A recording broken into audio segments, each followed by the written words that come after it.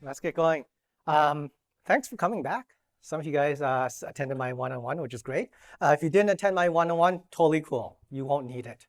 This is meant to be kind of a little bit more advanced, a little sort of a deeper dive into the actual algorithms. And as I sort of said in my one-on-one, my goal here is not to really sell you a product. I mean, I guess it sort of is in the long run, but I found that the best way to actually get the industry to sort of trust the system is to just be as open as possible. So the techniques that I'm about to describe here, yes, they are in the Interset solution, but there are also techniques that you can apply to your own environments, to your own use cases. They work fantastically well. So I just want to share some examples of some of the probabilistic methods that we have found really effective here at Interset.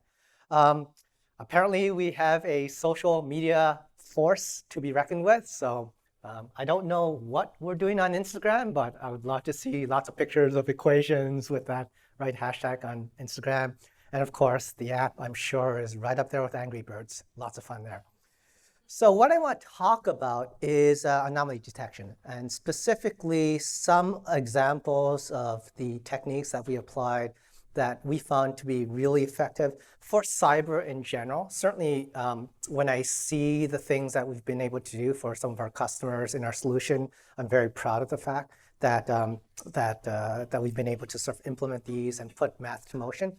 At the same time, I realize that there is a lot of confusion out there. So to the extent where this type of information can be helpful for you, whether you're building it yourself or talking to vendors or doing evaluations, hopefully it can sort of inspire you to sort of take some of this back home to your teams.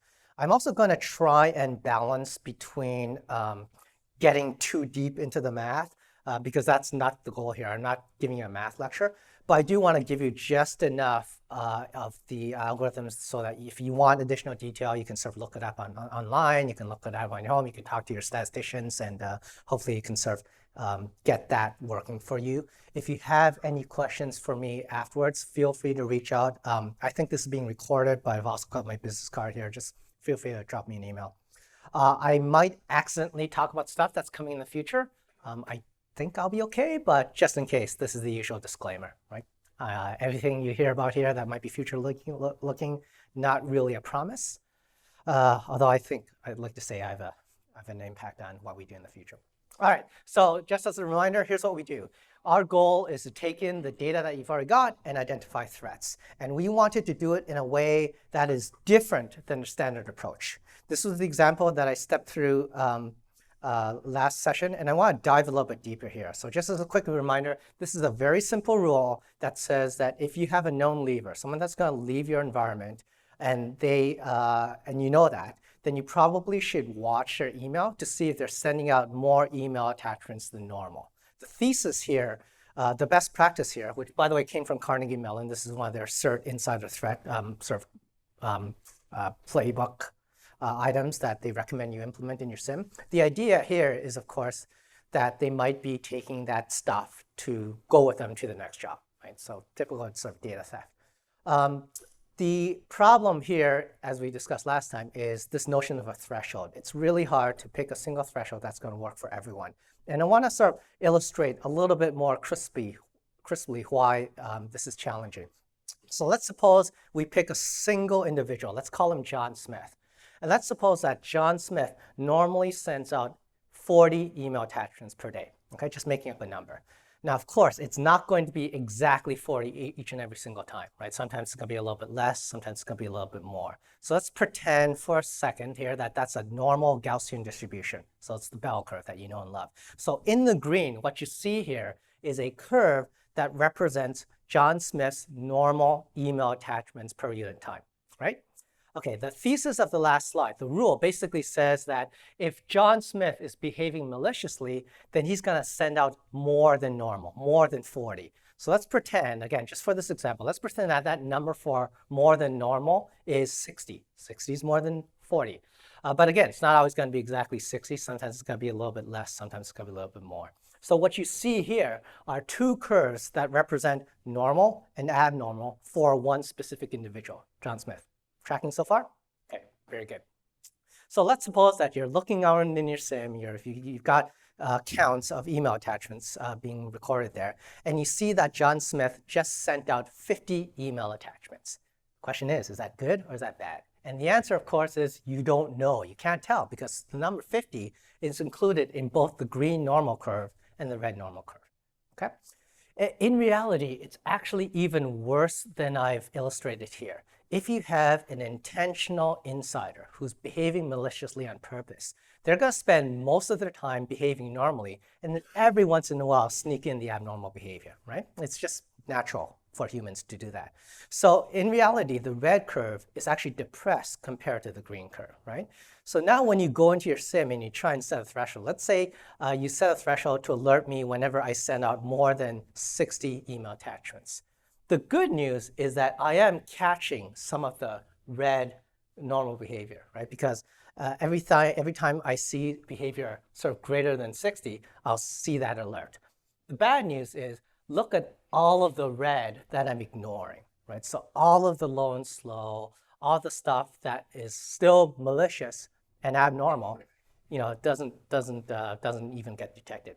On the other hand, if I set the threshold too low, let's say I had set it to 40, I just get a ton of noise, right? Because so much of the green curve is to the right of the number 40, right? Does that make sense? So that's where all the false positives come from. So the the approach that I recommend is let's do this without threshold. Let's not set any thresholds. Let's do this without rules that requires you to hard code a threshold, because that's the source of a lot of noise. If I could hand out t-shirts, I'd hand out t-shirts with like the Ghostbusters logo with the word threshold sort of crossed out. So we'll do it that way. All right, so the idea here is that what we want to do is actually just build curves. We can figure out what normal looks like for everyone individually just by counting, right? So what you see here are 4 histograms. These 4 histograms are looking at email logs that have numbers of attachments in them. And you see 4 different histograms because everyone is different, right? And when you have histograms like that, you can fit them to a curve, right? That's just good old-fashioned curve fitting. Now, in this case, I chose not to fit it to a gamma distribution. Sorry, not to a Gaussian. I chose to fit it to gamma. But essentially, all that means is that you've got a curve that starts off really high in the green and then decays down, over volume as you get sort of closer to the right-hand edge, right? So I can basically build a system that easily starts tracking and counting emails in their number of attachments for everyone individually. I can fit them to a curve. Counting and fitting to a curve, super simple, very efficient to do computationally. And then when someone sends out an email, I can actually compute and look up these red curves. I can essentially apply something called Bayes rules to sort of given normal. I can compute how abnormal something is. And then when you see that event, I can, in this case, look up essentially in real time how unusual that one singular behavior is. Right? So for example, if this person over here in the top left sent out it looks like 3 email attachments per unit time, then that's not that unusual. He or she does that about 20% of the time. So I would give that event a score or probability of around 0.2. However, if that same number of attachments was sent out by this person, then that's pretty abnormal. He or she almost never does that, right? So fairly straightforward. So a lot of what you can do to understand when something is unusually large is, so this is what I would classify as a volumetric anomaly. Essentially, the idea is that get observable data, just count, right? And use that information to be able to fit it to a curve, which describes what a statistician would call the probability density function for that behavior, right? So you're fitting it to a curve, very easy to do, very generalizable. And then you can essentially look up and compute some sort of distance function, which tells you how abnormal something is, okay? Now, from the 101 session, I said that this is a good start, but you need a second level, right? You can't just look at one anomaly by itself. You want multiple clues, and you want to be able to stack them together to corroborate. And I gave this example where you have maybe one event where Anne van Berk is working at 2 o'clock in the morning, and that's unusual for her, but that's not enough. You want to go further and also notice that she's VPNing in from China, and that's something she's never done before. And then also want to corroborate that with the fact that she's accessing repositories that appear in a combination that's different for her, and is accessing a folder an unusual number of times, and transacting an unusually large volume of data, and so on and so forth. So all of these are examples of anomalies that individually have some sort of score or probability associated with them. And so what we want is to be able to essentially sum them up together. What I want to do is break down some of these anomalies to show you how we've implemented them. So a couple of them you already know already. You already know how to compute the one at the top, right, when something's unusually large. What we can do is look at past data, we can count, we can fit that to a PDF, and then essentially compute a probability score that measures how unusual that is. There's another one that is something that you've already seen, which is the second one. Same technique, different distribution function, but exactly the same technique. I want to go through some of these others so that you can get an idea of sort of how we've implemented it, I think, pretty effectively at Interset. The other thing that I wanted to sort of highlight is the fact that you do need this second level, right? This ability to take in all the data sets, whatever is active in your environment, run it through all these anomaly models, and be able to sort of sum them up in some way, shape, or fashion. I almost don't care how you do it, but I do encourage you to look at methods that are at least statistically relevant or explainable. The way that we chose it is to actually look at probabilities together. There are meaningful ways to look at conjoint probabilities and basically figure out what's the probability that all these events, assuming they're independent, are actually happening at the same time to the same thing. So there are ways of measuring essentially how unusual it is for any sort of combination of these probability models to be firing at the same time. Okay? There's a lot of thinking that actually went into this architecture. It's surprisingly resilient to a lot of conditions that we found to be important for a typical production, very messy, high volume environment. So I want to step through some of those here for you. So one thing that we've noticed is that it was really good for us to build this framework to be independent of the data set. Right? This framework applies equally true whether you have a single data set of Active Directory or you have like 15 data sets, everything from AD to NetFlow to DNS to whatever, right? And the reason that was important is because pragmatically, you do not have control, or at least you as data scientists do not have as much control as you would like on the data source itself. The tallest pole of intent for any sort of analytical deployment is always going to be access to data. Right? And we always sort of determined that getting access to nice, clean data is far more important than the actual sort of algorithm that you select. So that said, it was really important for me to be able to support whatever combination of data sources my customer base sort of wanted to deploy in whatever order. More importantly, it allows a very phased deployment. You can start off with a single data set, make sure the system is working well, and then onboard a second data set. And you don't really need to change your architectural framework here. Okay? So that was really important for us. The second thing is that by essentially building the feature extraction into the code, essentially as data flows in, we've done this data science up front. So we know which independent variables are important. We know that we need to count this and not that. We know that the log sum is important here. We know that we have a heavy-tailed situation here, so I want the geomean. Like, we've done all the stats in advance. And that's important for performance because a lot of these data sources, they're moving pretty darn quick. Right? And you want to be able to do this stuff in real time. You want to be able to score in real time. So doing the data science up front and then building the feature extraction into your pipeline, and I don't care whether it's Python or NiFi or however you're moving data into your system or you're calling the SIM, you want to be able to extract the features as efficiently as possible and run all the models sort of in advance. Now, as I step through the algorithms I found useful, you'll notice something really interesting. You notice that I'm not doing a lot of deep learning here. In fact, most of my models are very straightforward univariate or bivariate models. That means they're very simple, sort of one-dimensional models that only have one input variable and they're trying to fit a curve to it. It's as simple as that. The reason that's been really useful for me is, one, those types of very simple models are well understood. The algorithms and the characteristics of those are very sort of well understood. It has been battle tested across the test of time. But more importantly, they generalize well. This is not a deep learning exercise, in my opinion. The data sources I've seen are very skinny, they're very tall, but they do have predictive features in them, which are very well applicable to these types of techniques.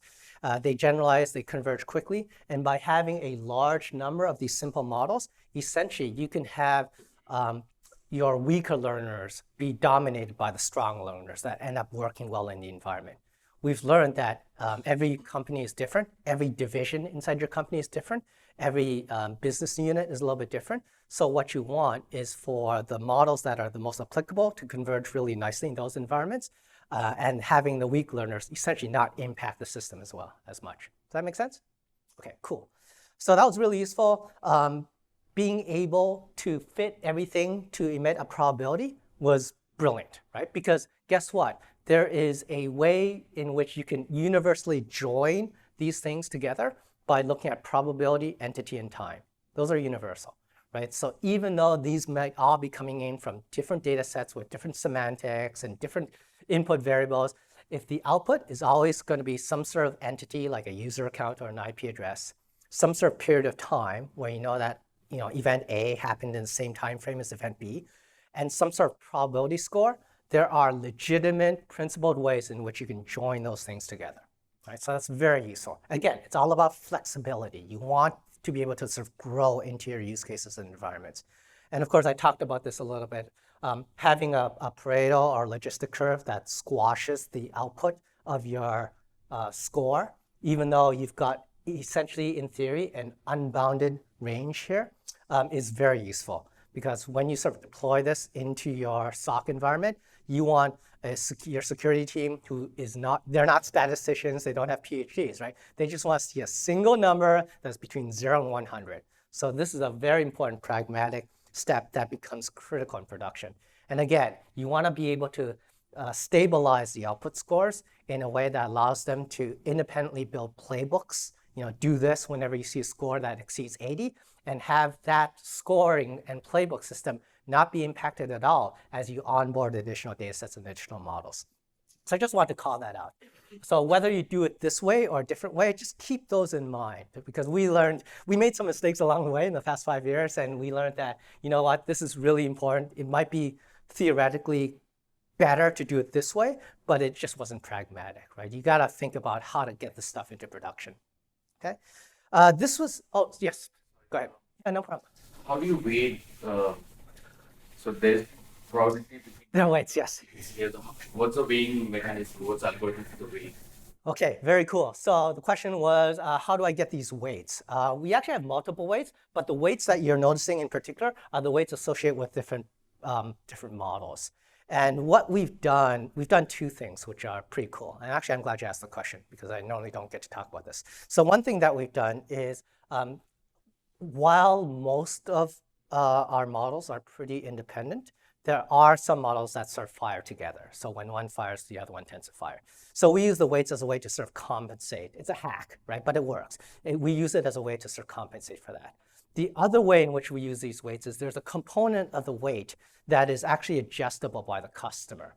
And here's why it's important. It has nothing to do with statistics. We found that some customers have different levels of severity associated with different behaviors. When I talk to the US government, the Intel community, they hate printer anomalies. Like they fear those above everything else. So they take our industry defaults, which we've learned over time, and they say, I want these behaviors to impact the risk score much more. So they crank it way up. Now there's a third one, which is super cool. So again, thank you for the question. The third way in which you can impact these weights is, guess what? You can ask the human at the end. So when a human sees our results, they can say, you know what? This is a great result. I want more like this, thumbs up.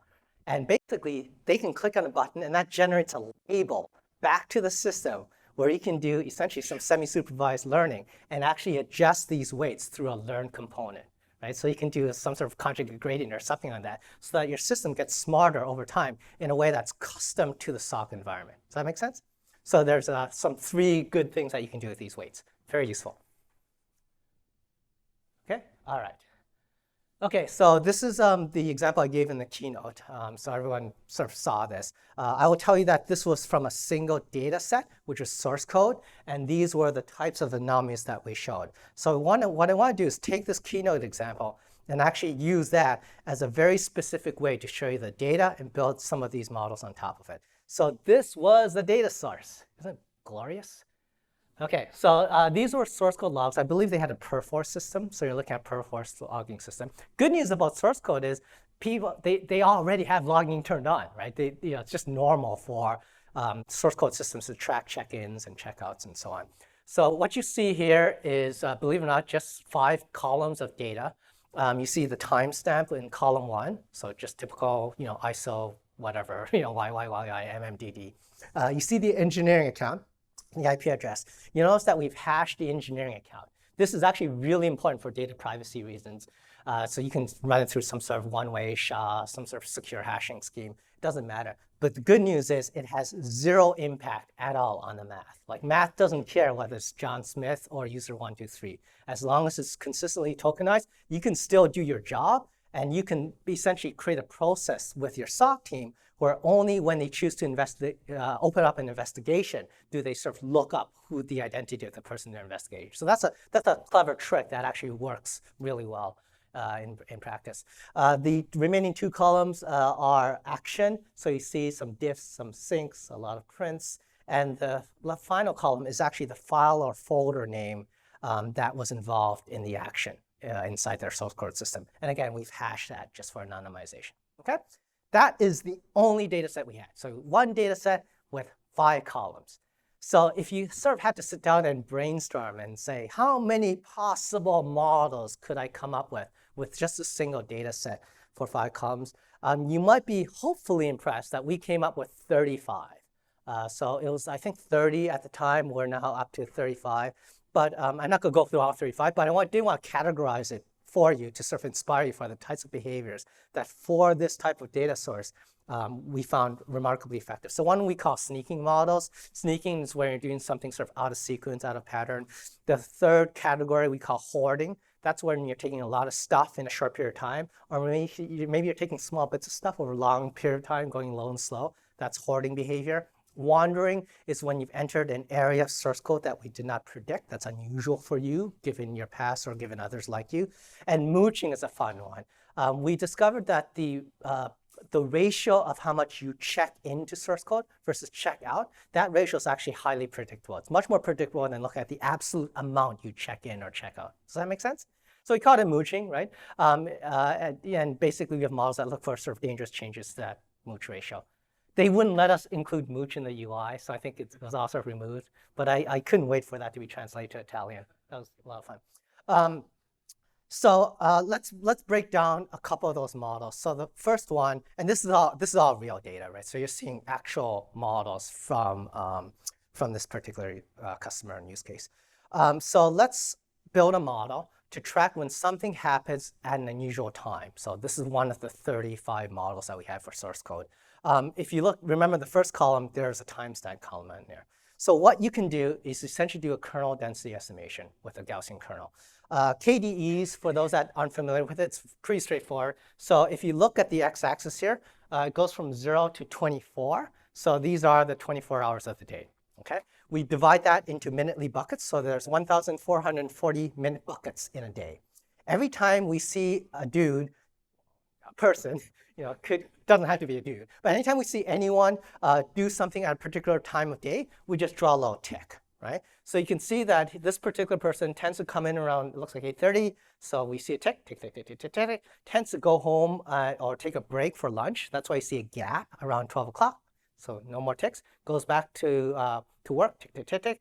Keeps working until around, 3:34. Then goes home, and then probably works at Interset because at 8 o'clock gets right back on the work wagon and keeps working until midnight. Good employee. Right? The way KDEs work is that every time you draw a tick, I want you to imagine dropping a little grain of sand. So the more times something happens at that X position, the higher the pile of sand goes. Now, mathematically, it's not really grains of sand. They're little Gaussian curves, but the idea is the same. So what you end up with is a nice smooth curve like this, which actually gives you a perfect approximation of how normal or likely it is for you to be active at a particular time of day. So for example, for this guy to be active at 10 o'clock in the morning, that's perfectly normal. He does that almost all the time.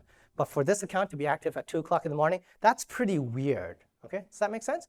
So if you change the width of the kernel, so you change the width of the grains of sand, you can actually track how unusual different time periods are. So I can move from minutes of the day to days of the week. Again, same data set. What you see here are the 7 days of the week, and we drop little grains of sand based on when they are active at any particular time of day for the 7 days of the week.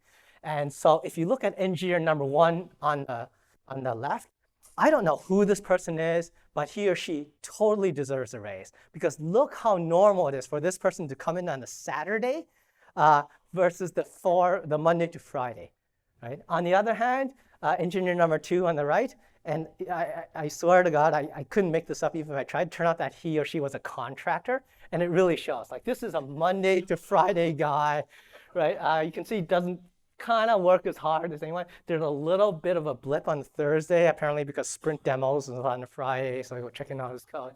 And it's really funny. Humans are so predictable, right? If I go back to the daily KDE for these two same engineers, I mean, there's a hard-working person on the left, comes in fairly early in the morning. You can see often works past midnight. You can see the little blip over 0.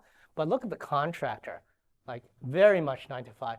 There is no question this guy is taking his lunch break. Like, it just drops right down to 0, right? But it's amazing, and this converges really quickly with very little data, right? After about a week's worth of observation, these curves, if you're a Monday to Friday sort of fairly repeatable worker, the time sets converge really nicely.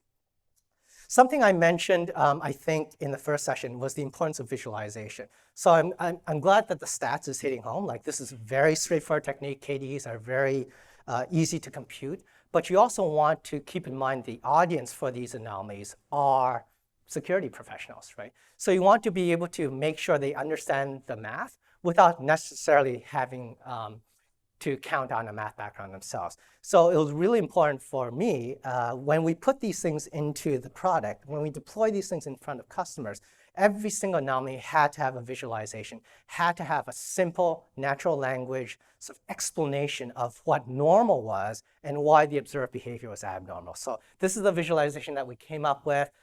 We basically, I don't know if you can see that, but there's a shaded region which shows you the normal KDE. That's straight from the KDE values. And then we highlight the observed timestamp of the activity. So it's very clear in our testing for someone that has no idea what a KDE is, that say, yep, that's normal, and that makes sense, and that's abnormal.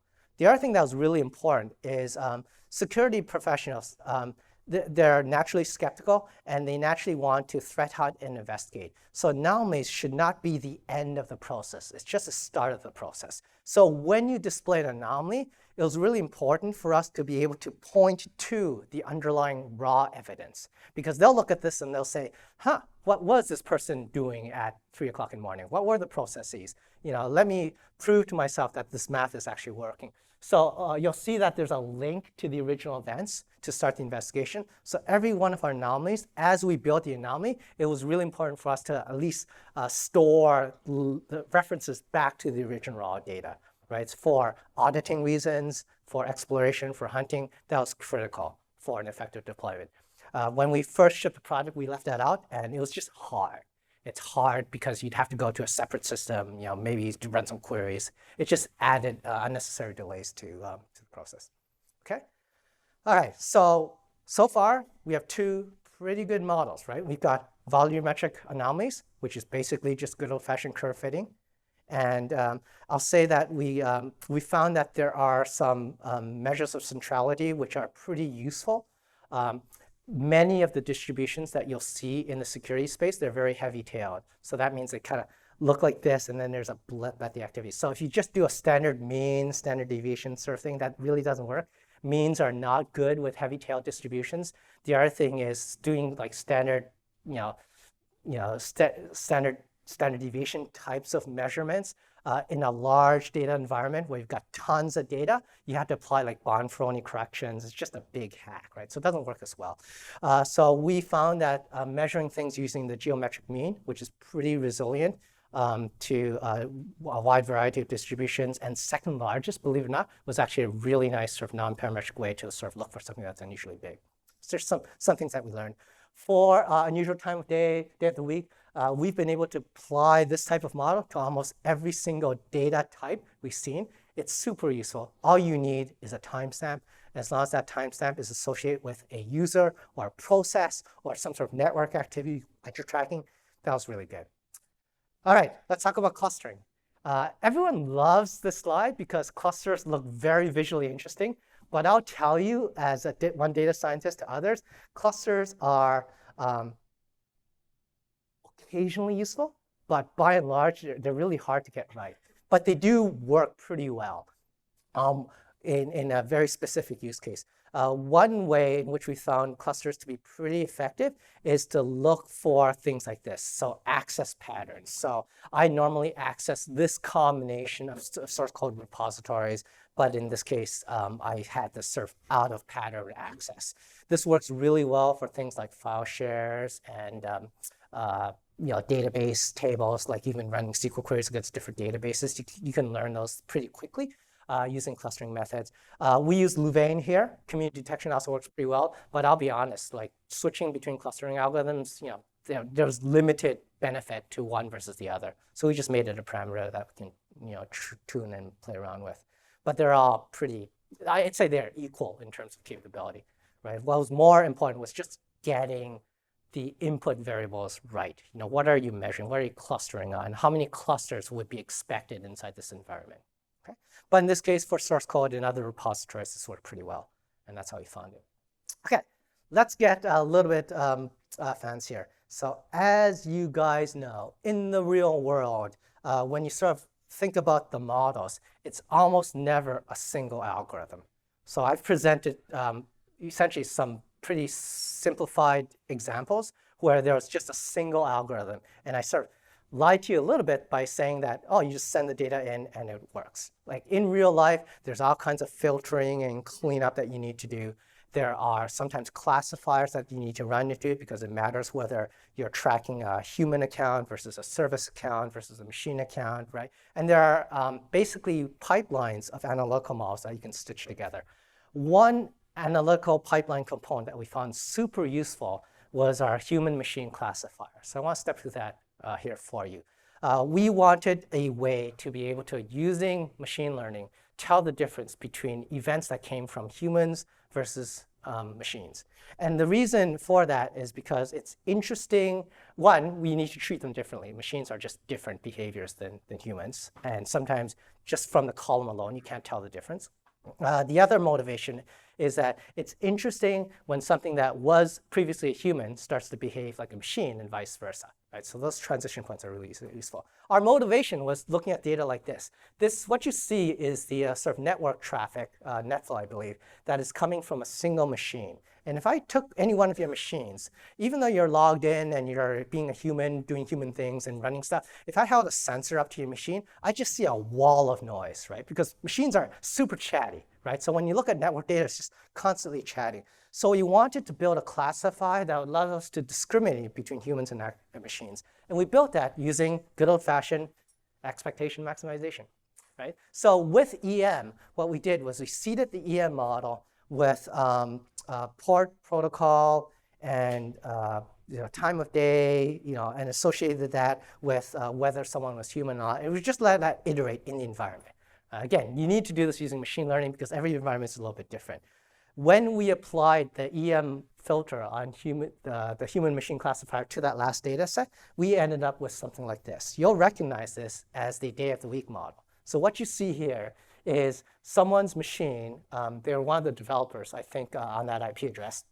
And you see that they tend to come in Monday to Friday, and maybe 40% of the time, they come in on the Saturday. This is entirely using nothing but NetFlow activity. That's it, right? So really effective. We were super pleased. So we ended up using this classifier in many of our pipelines. Like I said, it allowed us to be more accurate because humans are different than machines. It allows us to look for transition points. So this is a good example of some things that we can do with this classifier.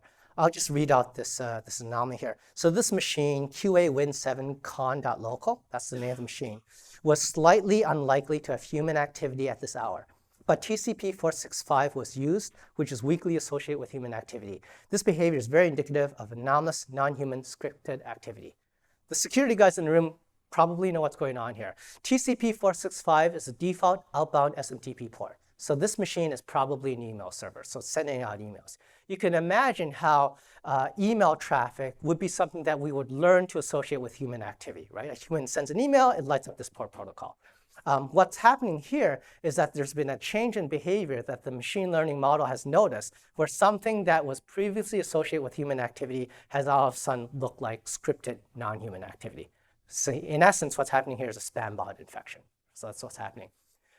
This reads so precisely, it almost looks like a rule. It almost looks like I'm lying to you, but I'm not. I assure you, everything you see here is 100% unsupervised machine learning. This is super cool. I'm really proud of this model. So what's happening here is important to detect using machine learning, because what if you had the SMTP mail server on another machine? In a large environment, these things move around all the time, right?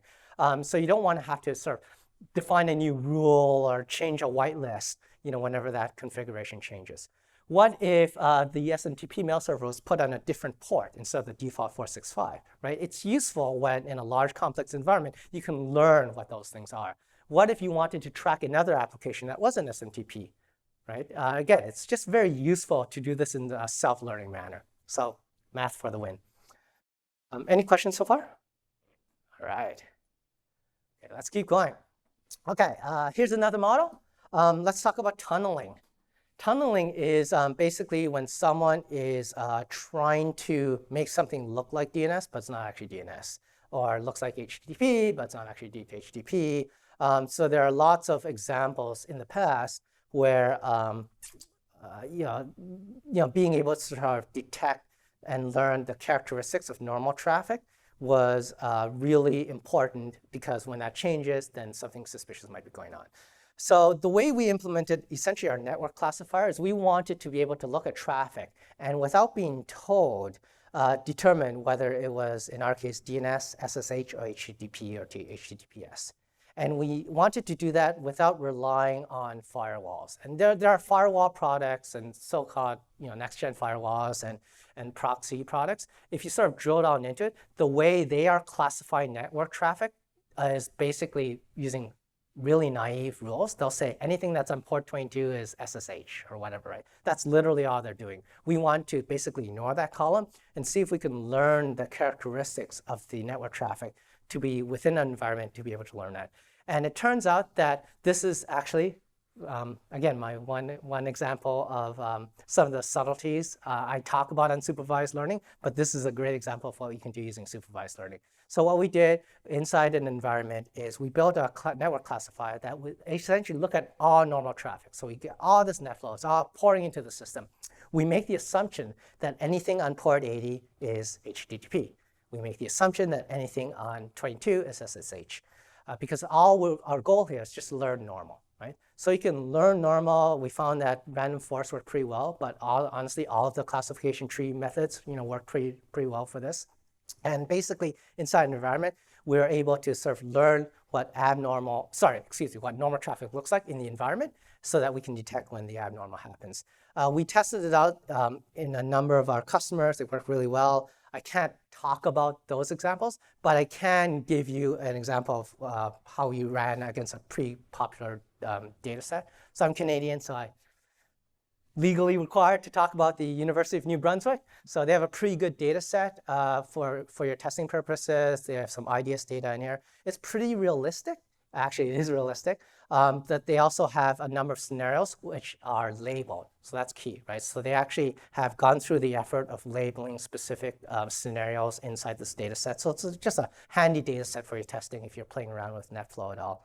And what we did was we sort of tried to see if we could find these labeled attacks and if we could sort of correlate them with highly anonymous HTTP. So we just took one of our classifiers, the one that would essentially learn what normal HTTP looks like, so we can look for things that look unusual for that, and actually worked incredibly well. If you look at these red bars, these are the labeled attacks, right? So what you see is the volume of regular traffic, and the red sections are when the attacks happen. So stay focused, look at the red. There you go, pretty good, right? So every time there was an attack, we actually found it. So the red here are all the times in which our classifier fired, saying that something that claims to be HTTPS, or HTTP, but doesn't look like it, is here. The height of the bars relate to how unusual it is. And basically, we got all but one. The one that we missed was not HTTP based. That's the only reason we missed it. So this one single model actually performed really well in practice. So that's one I want to sort of share with you. Got some similar experiences with DNS. Just works really well, right? So that's a good one too. And again, you gotta visualize it. You gotta sort of put it into context and normal words that that your security person can sort of take, comprehend, and use as enough context so he can launch an investigation. Make sure that nothing unusual is going on there. Okay. All right. Almost done. But how am I doing so far? All making sense? Okay. Cool. So we have all these probability models, and we realized pretty quickly that what we needed to do was run them in any sort of combination inside the environment. Because as you onboard additional data sets, as you onboard and brainstorm additional probability models, and hopefully your data science team, or certainly the Interset product, I mean, we come up with new models all the time. So what we realized we needed to, in terms of implementation, was essentially to generalize a prediction framework to sort of put this into motion. And what we came up with is kind of what we ended up implementing and then essentially selling as a solution. So I just want to step through kind of the stages here. And I'm going to use the KD example specifically to show you what we do when. And because like I said, it's one thing to write down a set of equations on a whiteboard, but a completely different thing to make the stuff scale and run on dirty data in production, right? You gotta sort of make it work. So there are a lot of lessons that I'm trying to sort of encapsulate in this framework to hopefully save you some time. So if I look at it as a sort of simple 5-step process where step 1, we ingest the data. Step 2, we aggregate the data. That's just where we're doing all the counts. Step 3, we're training, we're learning. Step 4, we're scoring, we're looking for unusual risk. And then step 5, which I call syncing, is when we're sort of pushing our results into Elasticsearch for subsequent visualization and review. If I look at that and then specifically talk about the steps that we do, let's get real and let's just be really crystal on what's happening here. When we ingest data, because of the volume that we're dealing with, what we've done is the goal is to move data either using NiFi or Flume onto the Kafka bus. All of our supported data sources, the semantic data types, it was really important for us to be able to sort of describe those data types and semantics in code. So essentially what we came up with is Avro. Avro is a fairly standard way to describe a schema in the world of big data. So we have an Avro schema that essentially is the data type, the data definition for each one of those columns. We parse that in, we store the coefficients in Spark, using Spark in HBase. This is where we're doing all the counting and aggregation. We score the probabilities, and then we dump all the results into Elastic. If you think about the KDEs, essentially what that means is we're parsing out the timestamp. As we described, we're counting how much activity happens at every hour. We're doing the KDEs, which is nice and fast and easy. We're storing the PDF. We're computing the probability of abnormal, and then we're storing the results, all these risk scores, which are all constant time operations inside the database. And it's as simple as that. And we've done that 450 times. I have a vast spreadsheet of all the anomaly models. If you're interested in learning more, I'm happy to sort of sit down with your data science team or whoever you'd like to sort of review some of these approaches.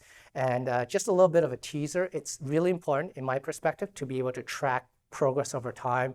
There are a number of mechanisms that you can use to do that. One method I love is to just build heat maps of things like the MITRE ATT&CK grid, so I can sort of look at the types of models that we have today versus the next version of the product. And it's just been a lot of fun, honestly, seeing the impact that some of our stuff has. I mean, like I said earlier, I've done math a long time, but I've always wanted to do something that was sort of good for society.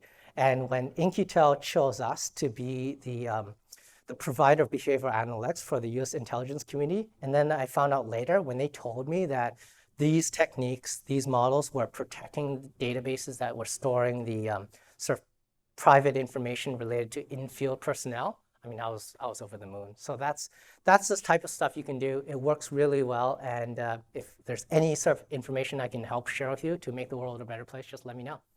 Thank you so much. I'm sorry, I went a little long, but maybe I have time for one more question. One question, and we'll see if we can go for there. No? All good? Oh, yes. Have you showed us some examples on like basically NetFlow, with your developers or engineers Right. making, commits or what have you, activity. Have you looked at situations where you take, say, a data set on vulnerabilities in code and build models against that? Oh, interesting. So the question is, we've done some stuff using source code. Have we looked at vulnerabilities in code? Right, The- because essentially, I Yeah. guess I just want to clarify this because, like products like Fortify, for instance, right, they're essentially 0 days in your own custom code. So essentially, these are the unknowns, right, of what we expect to find. Or sometimes historically it could have been known, right, and then it's still there, Yeah. the known knowns. Just We are, let me put it this way, we are definitely in talks with the Fortify team because I do think that there are some of these techniques that will work really well to find sort of source code-based 0-day vulnerabilities. right. So I guess have you looked at models where there's a tendency on a given application to introduce types of like vulnerability categories? Is that, No, we have not done that. but is that I guess in your opinion would that be a good problem to solve for ML? I think there's a lot of things we can solve with ML, and definitely that's one of them. Basically, my plan at Micro Focus is to start with the security products because I think I see a lot of thirst and need for it. There's a lot of things that I would love to be able to help out with the security industry, and then we're going to become more pervasive from there. Thank you for the question. Thank you so much for your time. I'm sorry I went over a little bit.